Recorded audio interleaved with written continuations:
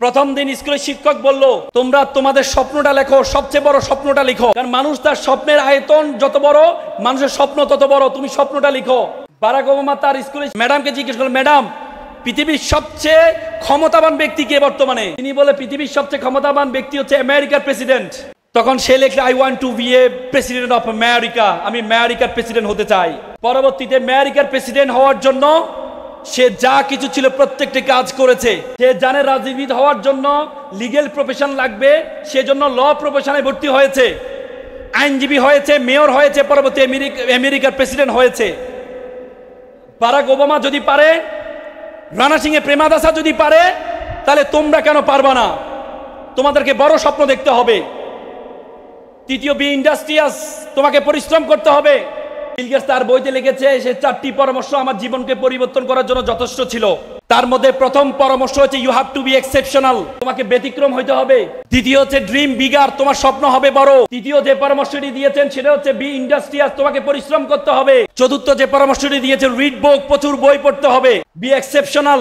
তোমরা এখানে যারা আছো, আগে বলো তো নলেজ ইজ পাওয়ার, এখন বলে knowledge is powerless without skill. দক্ষতাবিহীন নলেজের কোনো ভ্যালু নেই। তুমি যদি দক্ষ না হও, দেখবা আমাদের দেশে বর্তমানে প্রায় 10 থেকে 15 লক্ষ অনার্স মাস্টার্স পাস বেকার আছে। তুমি কোনো অশিক্ষিত মানুষকে বেকার দেখবা না। তুমি কোনো অশিক্ষিত মানুষকে বেকার দেখবা না। বাংলাদেশে অশিক্ষিত মানুষরা বেকার থাকে না, বাংলাদেশে শিক্ষিত মানুষরা বেকার থাকে। তোমাকে দক্ষতা অর্জন করতে হবে। তোমাকে এমন একটি দক্ষতা অর্জন করতে হবে যে দক্ষতা 10 জন বন্ধু থেকে তোমাকে পার্থক্য করবে। তোমার 10 জন বন্ধু থেকে তোমাকে পার্থক্য করবে, এমন একটি দক্ষতা অর্জন করতে হবে। তোমাকে speaking skill, the most final skill all of the skill, কথা বলার দক্ষতা জানতে হবে। তোমাকে কমিউনিকেশন স্কিল থাকতে হবে। নতুন নতুন মানুষের সাথে পরিচয় হওয়ার দক্ষতা তোমাকে থাকতে হবে। তোমাকে আইটি স্কিল থাকতে হবে। তোমরা জেনজি, যারা আইটি প্রযুক্তির যুগে জন্মগ্রহণ করেছে, এই জন্য তোমাদেরকে জেনজি বলা হয়। সে জেনজিকে এআই নলেজ থাকতে হবে, তোমাকে আইটি নলেজ তোমাকে থাকতে হবে। তোমার যদি এই নলেজগুলো যদি না থাকে, তাহলে তুমি শুধুমাত্র সার্টিফিকেট দিয়ে কিছুই করতে পারবা না। কিছুদিন আগে মাইক্রোসফট, তাদের একটা আর্টিকেল আমি পড়েছি, সেখানে তারা লিখেছে তাদের 50% এমপ্লয় আছে যাদের কোনো সার্টিফিকেট নেই। তার মানে সামনের যোগ সার্টিফিকেট যোগ নয়। সামনে একটা জরিপে আসছে, প্রায় 20 লক্ষ ড্রাইভার তার চাকরি হারাবে। তোমরা জানো এখন ড্রাইভার বিহীন গাড়ি বের হয়েছে, টেসলা বের হয়েছে। সামনে 30 লক্ষ ব্যাংকার তার চাকরি হারাবে। সামনে ব্যাংকের কর্মকর্তা দিয়ে ব্যাংক পরিচালনা করা হবে না। সামনে তোমাদের জন্য বড় চ্যালেঞ্জিং। এজন্য তোমাদেরকে দক্ষতা অর্জন করতে হবে, যে কোনো দক্ষতা। যে দক্ষতা তুমি অর্জন করবা, সে দক্ষতা তুমি সেরা হইতে হবে। তোমাকে যে দক্ষতাটা তুমি অর্জন করতে হবে, সে দক্ষতা টপ 1 হইতে হবে। যদি তুমি দক্ষতা অর্জন না করো, তাহলে তুমি পিছপা হয়ে যাবা। দ্বিতীয় যে কথাটি বলেছেন, ড্রিম বিগার, তোমার স্বপ্ন হবে বড়। আজকে আমরা গ্রামের মানুষ, আমরা স্বপ্ন কম, ছোট দেখি। আমাদের পায়ের মধ্যে একটা শিকল লাগানো আছে। একবার একটা বাবা ছেলেকে নিয়ে চিড়িয়াখানা গেল। চিড়িয়াখানা যাওয়ার পরে বাবা ছেলে দেখলো চিড়িয়াখানায় বড় বড় হাতি, তার পায়ে চিকন শিকল লাগানো আছে। ছোট ছোট হাতি, তার পায়ে চিকন শিকল লাগানো আছে। ছোট ছোট হাতিগুলো শিকলটা ছেড়ার চেষ্টা করছে, আর বড় হাতি স্তব্ধ হয়ে দাঁড়িয়ে আছে।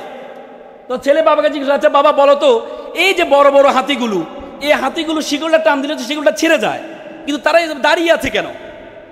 তখন বাবা বলে, ঠিক আছে, আমি একটু কেয়ারটেকারকে জিজ্ঞেস করি। পরে কেয়ারটেকারকে জিজ্ঞেস করা হলো, আচ্ছা বলেন তো, ছোট ছোট হাতিগুলো শিকলটা ছেড়ার চেষ্টা করছে, আর বড় হাতিটা স্তব্ধ হয়ে দাঁড়িয়ে আছে, কারণ কি? তখন বলল যে বড় হাতিগুলো যখন ছোট ছিল, তাদের পায়ে শিকলটা লাগানো হয়েছিল।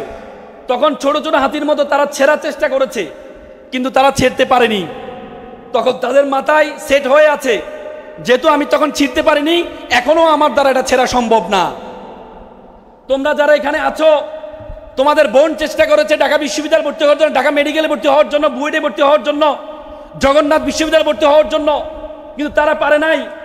তোমার মাথার মধ্যে সেটা হয়েছে, তারা যেহেতু পারে নাই, সুতরাং আমরাও পারবো না, আমাদের দ্বারা হবে না। তোমাকে স্বপ্ন দেখতে হবে বড়। স্বপ্ন দেখতে হবে বড়। স্বপ্ন যখন দেখবা, তখন পিছনের দিকে তাকাবা না। 1935 সাল শ্রীলঙ্কার একজন বস্তির ছেলে, তার নাম হচ্ছে রানা। রানা একবার একটা চা দোকানে বসে আছেন, তখন চা দোকানে মুরব্বীরা আলোচনা করছেন, আমাদের দেশটা রসাতলে গেল শুধুমাত্র ভালো নেতৃত্বের অভাবে। যদি আমাদের প্রেসিডেন্টটা ভালো হতো তাহলে আমাদের দেশটা সুন্দর হতো। তখন রানা তার মাথায় ঢুকলো যে আমাদের দেশকে যদি রক্ষা করতে হয় তাহলে আমাকে প্রেসিডেন্ট হইতে হবে। তখন তার বাবা ছিল না, সে গিয়ে তার মাকে বলে, মা, তার বাবা ছিল না, সে গিয়ে তার মামার কাছে থাকতো, মামাকে গিয়ে বলে, মামা আমি প্রেসিডেন্ট হতে চাই। মামা বলো, তুমি যদি প্রেসিডেন্ট হতে চাও তাহলে তোমাকে পড়াশোনা করতে হবে, পড়াশোনা করা ছাড়া তুমি প্রেসিডেন্ট হতে পারবে না। বলে তাহলে আমাকে কি করতে? বলে তাহলে তোমাকে স্কুলে ভর্তি হতে হবে। তখন তার বস্তির পাশে একটা স্কুল, খ্রিস্টান মিশনারি স্কুল ছিল।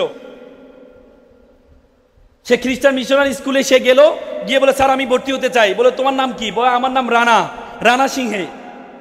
বলে যে আমাদের একটা খ্রিস্টান মিশনারি স্কুল, এখানে শুধু খ্রিস্টান শিক্ষার্থীরা পড়বে, তুমি তো ভর্তি হতে পারবে না, তুমি তো বৌদ্ধ। বলে না স্যার আমাকে ভর্তি হতে। বলে তুমি কেন ভর্তি হতে চাও? বলে স্যার আমি শ্রীলঙ্কার প্রেসিডেন্ট হতে চাই। তখন তার আগ্রহের কারণে পরবর্তী তাকে ভর্তি নেয়। ভর্তি নেওয়ার পর রানা এমনভাবে পড়াশোনা করেছে, পরবর্তী স্কুলে ফার্স্ট হয়েছে, কলম্বো বিশ্ববিদ্যালয়ে পড়েছে, কলম্বো বিশ্ববিদ্যালয়ে ফার্স্ট হয়েছে, অক্সফোর্ডে ফার্স্ট হয়েছে। পরবর্তীতে সেই অক্সফোর্ড থেকে পড়াশোনা শেষ করে এসে শ্রীলঙ্কার প্রেসিডেন্ট হয়েছে, third president of Sri Lanka, Ranasinghe প্রেমাদাসার কথা বলছি। সে রানা সিংহে প্রেমাদাসা, সে বড় স্বপ্ন দেখেছে একটা বস্তিতে থেকে। তাহলে তুমি পাবনার মতো এত সুন্দর জেলাতে থেকে তুমি কেন বড় স্বপ্ন দেখবে না? তোমাকে বড় স্বপ্ন দেখতে হবে। আমি কিছুদিন আগে ইন্দোনেশিয়া গিয়েছিলাম, ইন্দোনেশিয়া জাকার্তা। তোমরা আমেরিকার প্রেসিডেন্ট বারাক ওবামা ছিল আফ্রো আমেরিকান বংশোদ্ভূত একমাত্র আমেরিকার প্রেসিডেন্ট। 45 বছর বয়সে প্রেসিডেন্ট হয়েছে। বারাক ওবামার বাবা ছিলেন সিনিয়র বারাক ওবামা, তিনি ছিলেন কেনিয়ার নাগরিক। তিনি স্কলারশিপে আমেরিকা, হাওয়াই দ্বীপপুঞ্জ, প্রশান্ত মহাসাগরের একটা দ্বীপপুঞ্জ হাওয়াই, হুনুলুলু রাজধানী, সেটা তখন প্রদেশ ছিল না, সর্বশেষ প্রদেশ হয়েছে হাওয়াই, 50তম প্রদেশ। সে হাওয়াই প্রদেশে হুনুলুলুতে পড়াশোনা করেছেন, হুনুলুলু ইউনিভার্সিটিতে পড়াশোনা করেছেন। সেখানে তার বারাক ওবামা মায়ের সাথে দেখা হয়, মায়ের সাথে বিবাহ হয়। পরবর্তীতে বারাক ওবামা হয় 2 বছরের মাথায় বারাক ওবামা মা জানতে পারলো যে তার আগে কেনিয়াতে তার একটা বউ আছে, পরে তাকে ডিভোর্স দিয়ে দেয়। ডিভোর্স দেওয়ার পর বারাক ওবামার মা পরে এক ইন্দোনেশিয়ান ছেলেকে বিয়ে করে ইন্দোনেশিয়া চলে আসে। ইন্দোনেশিয়া আসার পরে ইন্দোনেশিয়ার জাকার্তা এসকে একটা স্কুল আছে, সেই স্কুলে ভর্তি করা বারাক ওবামাকে। প্রথম দিন স্কুলের শিক্ষক বলল, তোমরা তোমাদের স্বপ্নটা লেখো, সবচেয়ে বড় স্বপ্নটা লিখো। কারণ মানুষ তার স্বপ্নের আয়তন যত বড়, মানুষের স্বপ্ন তত বড়, তুমি স্বপ্নটা লিখো। বারাক ওবামা তার স্কুলে ম্যাডামকে জিজ্ঞেস করলেন, ম্যাডাম পৃথিবীর সবচেয়ে ক্ষমতাবান ব্যক্তি কে বর্তমানে? তিনি বলে, পৃথিবীর সবচেয়ে ক্ষমতাবান ব্যক্তি হচ্ছে আমেরিকার প্রেসিডেন্ট। তখন সে লেখলে, I want to be a president of America, আমি আমেরিকার প্রেসিডেন্ট হতে চাই। পরবর্তীতে আমেরিকার প্রেসিডেন্ট হওয়ার জন্য সে যা কিছু ছিল প্রত্যেকটি কাজ করেছে। সে জানে রাজনীতিবিদ হওয়ার জন্য লিগ্যাল প্রফেশন লাগবে, সেজন্য ল প্রফেশনে ভর্তি হয়েছে, আইনজীবী হয়েছে, মেয়র হয়েছে, পরবর্তী আমেরিকার প্রেসিডেন্ট হয়েছে। বারাক ওবামা যদি পারে, রানা সিংহে প্রেমাদাসা যদি পারে, তাহলে তোমরা কেন পারবা না? তোমাদেরকে বড় স্বপ্ন দেখতে হবে। তৃতীয়, বি ইন্ডাস্ট্রিয়াস, তোমাকে পরিশ্রম করতে হবে।